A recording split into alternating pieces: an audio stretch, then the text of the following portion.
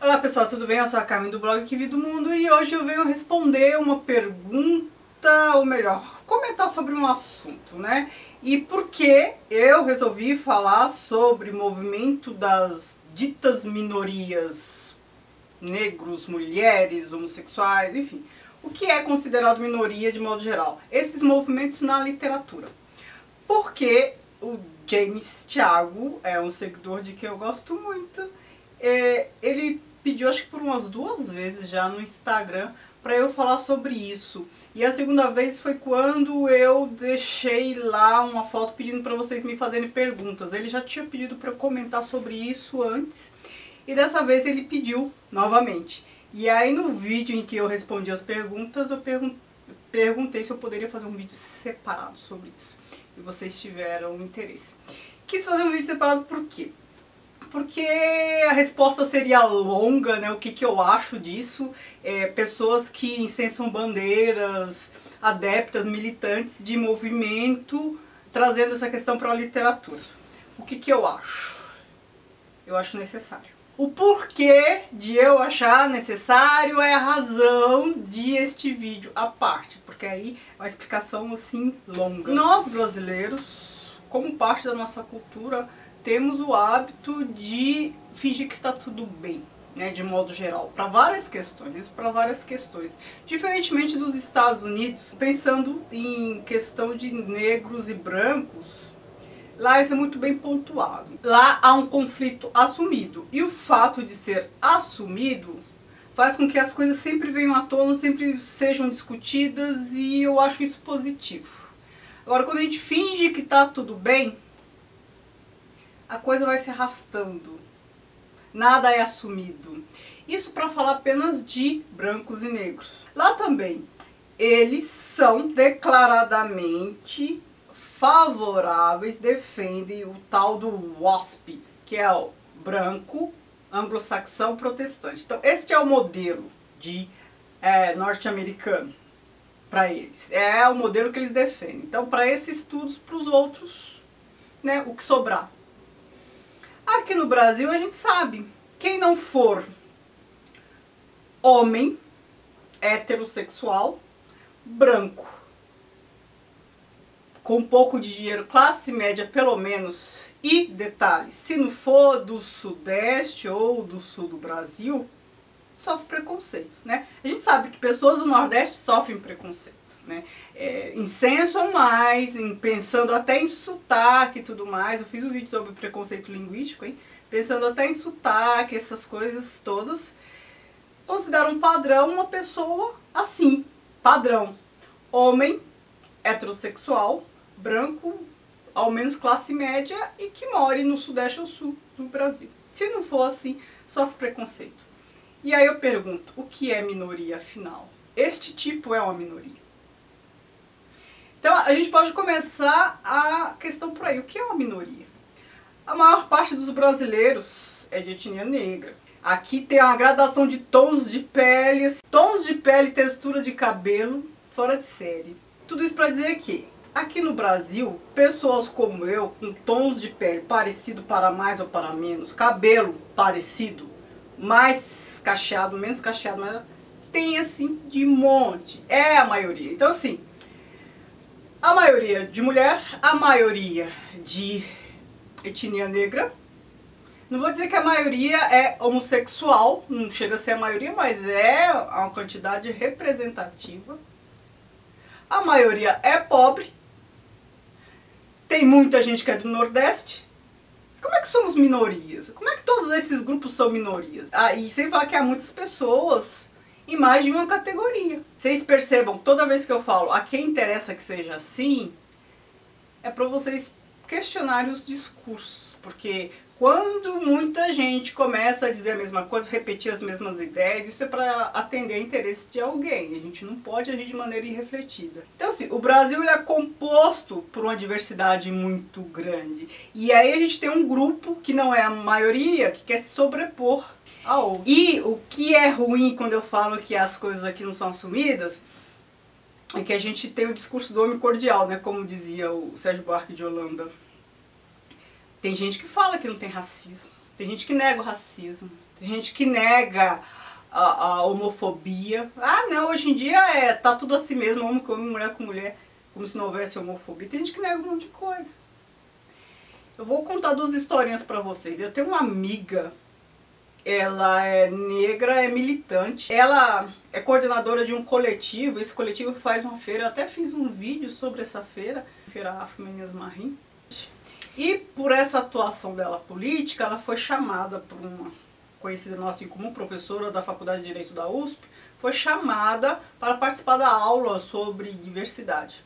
E lá havia um juiz que falava, imagina, em pleno século XXI, tem racismo, tem por que discutir isso e parará. E aí ela fez um discurso assim, bem emocionado. Ela falou, eu estou cansada, eu não aguento mais, eu estou cansada de passar por situações aviltantes, eu estou cansada desse discurso de que não há racismo. Eu estou cansada de o lugar ao meu lado no metrô ser o último a ser ocupado. Eu estou cansada de quando eu chego perto das pessoas, as pessoas seguram a bolsa, protegem a bolsa. Eu estou cansada de um monte de coisa, de ser olhada de maneira diferente. E ela ainda usa turbante e tal, né? Mas chama mais atenção ainda. Eu estou cansada de toda vez que meu filho vai sair de casa, pedir para ele, pelo amor de Deus, para não esquecer o documento, para não correr o risco de ser preso. Um outro fato, eu dou aula de ação cultural e na faculdade um aluno perguntou se poderia fazer o trabalho, o seminário final, sobre o Museu da Diversidade. Ele é gay, perguntou se podia. Eu falei, evidente que pode, né? Fizeram um trabalho maravilhoso. E eles tinham que discutir apropriação, protagonismo e tudo mais. E na apresentação dele do seminário ele falou, enquanto houver mortes de homossexuais, a gente tem que militar sim. Quando um homem branco, hétero, for assassinado por ser branco e hétero, talvez alguém possa dizer que não é uma questão homofóbica. É isso, gente.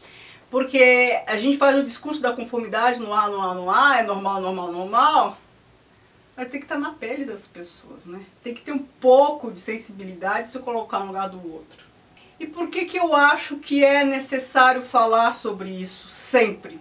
Porque o preconceito só é preconceito porque as questões não são discutidas, não são bem discutidas. E se a gente finge que nada acontece, elas nunca vão ser discutidas. Quando eu fazia letras, eu fiz uma disciplina sobre a história do povo judeu e tudo, alguma coisa assim. Eu tinha uma professora polonesa, judia, e a gente discutia a questão dos judeus, do holocausto, da perseguição dos judeus. Eu lembro que uma aula alguém perguntou assim, mas por que os judeus estão sempre tocando no assunto, estão sempre falando do holocausto, estão sempre... Por que não esquecem? E a pessoa falou de boa fé, não foi de má fé. A pessoa ainda até falou assim, porque é tão doloroso ficar tocando, lembrando, né, rememorando, retomando tudo que os judeus sofreram no campo de concentração e tudo mais. E a professora deu uma resposta que eu nunca vou esquecer e eu levo para a vida e eu acho que a gente tem que aplicar em outras áreas, em outros assuntos semelhantes.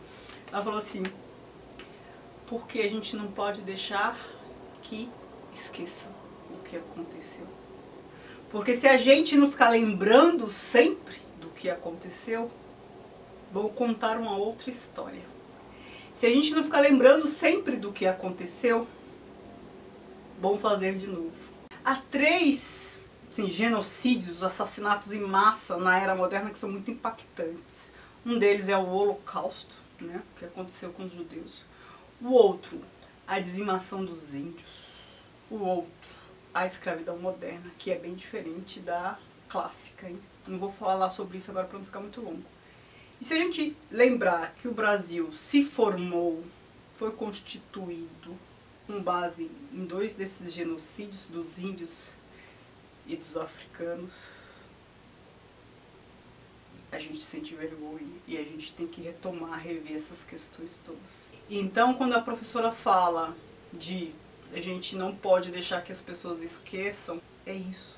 Não sei se vocês prestaram atenção, mas há livros de história que recontam, estão dizendo que as coisas não são bem assim. Então assim, mas os africanos também escravizavam, uns escravizavam os outros. Mas os índios eles comiam, eram canibais, comiam os europeus.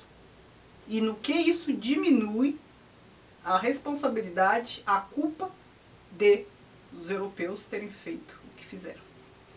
Então assim, os índios eram canibais? Tá. Eram lá entre tribos e tal, comeram os europeus? Sim, porque era o inimigo que vinha, eles já tinham essa prática entre si, é uma prática cultural. Mas foram dizimados, né? Nada muda isso. Os africanos escravizavam uns os outros também, é hábito cultural. Nada muda o fato de eles terem se tornado mercadoria, terem sido destituídos da condição humana, de terem sido assassinados pelos europeus. Nada muda isso. Então não adianta tentar contar uma outra história. Por isso que um livro como O Trato dos Viventes, do Luiz Felipe de Alencastro, quem não viu minha playlist, veja, tá aqui, que eu comento, lá tem vários exemplos disso. É por isso que um livro como este é importante. Por quê? Porque ele vai em documentos históricos e recupera um monte de coisa. Ele traz fatos históricos. Então não adianta tentar recontar a história. Ele pontua ali com números, com dados, assim. Ele fez uma pesquisa assim, fenomenal. E eu não sei se eu falei pra vocês, o Luiz Felipe de Alencastro, ele não foi aceito em várias universidades brasileiras. O que foi ótimo pra ele. Péssimo pra gente, ótimo pra ele. Por quê? Porque ele foi dar aula de História do Brasil na Sorbonne. O Brasil não reconheceu este autor, mas a Sorbonne reconheceu. Por quê? Porque ele estava contando uma história que para o Brasil não estava interessando. Vejam só o absurdo. Por isso que a gente tem que discutir essas coisas. A gente não pode deixar de discutir. Então assim, sempre tem que trazer para o debate. Se está incomodando, há razão para incomodar. Se a gente acha que o outro é diferente, a gente tende a começar a fazer um discurso de que o outro é o mal. O inferno são os outros, né? O outro é o mal, eu sou gente de bem. Eu sou do bem, essa questão de eu sou do bem, fulano é do bem, gente do bem. É um discurso um pouco complicado. Este comportamento de exclusão do outro, sim, porque se o discurso é maquiado, se a gente não assume, a gente mais se comporta do que discute. Então a gente não assume na fala, mas a gente se comporta. Então assim, falo uma coisa e faço outra. Às vezes nem tenho consciência dos meus atos. Eu apenas repito um discurso que eu estou acostumado a ouvir, de que não tem problema, está tudo bem, mas me comporto como se o outro fosse o mal. A gente tem que tomar cuidado porque o discurso, o comportamento de separação, de diferença, é um comportamento de exclusão. E quando a gente quer excluir o outro, a gente está indo ao encontro da aniquilação do outro. É como se só alguns merecessem tudo que há de bom e o outro tudo que há de ruim ou de menos bom, que fique com as sobras e desde que usufrua das sobras longe de mim. Muita gente faz assistencialismo para que o outro fique lá, no quadradinho dele, quietinho, e que não venha mexer no meu quadrado, não venha mexer no meu queijo. Então, assim, dá migalhas para o outro. E para finalizar o raciocínio, a gente tem que tomar cuidado, se policiar. Por quê? Porque toda exclusão é fascista. E a gente tem que tomar cuidado com uma série de coisas. Por quê? Porque tem coisas que são batalhas cotidianas. Há muitas coisas na vida que a gente tem que cotidianamente prestar atenção para não fazer. A gente tem que cotidianamente se esforçar para ser ético, se esforçar para ser justo, se esforçar para ser educado. E pra gente isso é um esforço. Para muita gente sim, para outros não, já é natural. Se esforçar para não excluir o outro. Então assim, tem que ser um esforço individual, também um esforço coletivo. Porque senão vai ficando tudo cada vez mais difícil. Porque se a gente for agir de maneira instintiva, a gente se mata a paus e pedras, certo? Por isso tem que ser um esforço assim civilizatório mesmo e cotidiano. Então, James, é isso, não vou falar mais porque já está muito longo, mas eu espero que eu tenha respondido a sua pergunta. Então, tem que trazer esse tema para a literatura sim, porque tem que discutir sempre. Tem que discutir sempre para não deixar esquecer. Tem que discutir sempre para as pessoas perceberem. Tem que discutir sempre para formar uma massa crítica sobre a questão, tem que discutir sempre para as pessoas se sentirem representadas, tem que discutir sempre para que as pessoas se empoderem. Quando eu falo as pessoas, eu estou me referindo a esses grupos ditos minoritários. Mas são grupos que são, na verdade, excluídos, não minoritários. Então a gente tem que discutir sempre para provar que há um problema aí, sim. E esse problema precisa ser discutido para que as pessoas tentem criar pelo menos um pouco de empatia, se colocar no lugar do outro, perceber que não está tudo bem. Então a literatura também é um ato político, por que não? Por que ato político? Porque a literatura está relacionada à cultura e não fica nada fora da cultura. Comportamento e tudo mais. Ou a gente pode pensar, literatura é arte? Para mim é arte. É arte. Nada fica fora da arte. E a arte não tem dogmas. Então assim, é possível falar de tudo. Certo? Então eu espero que eu tenha respondido sua pergunta, James. Eu não sei se eu te decepcionei, mas enfim, é isso. Muito obrigada por assistirem. Não se esqueçam de curtir o vídeo se tiver gostado, de me seguir nas redes sociais, o Que Vi do Mundo, Instagram e Facebook, que é a página do blog. Beijos. Tchau, tchau.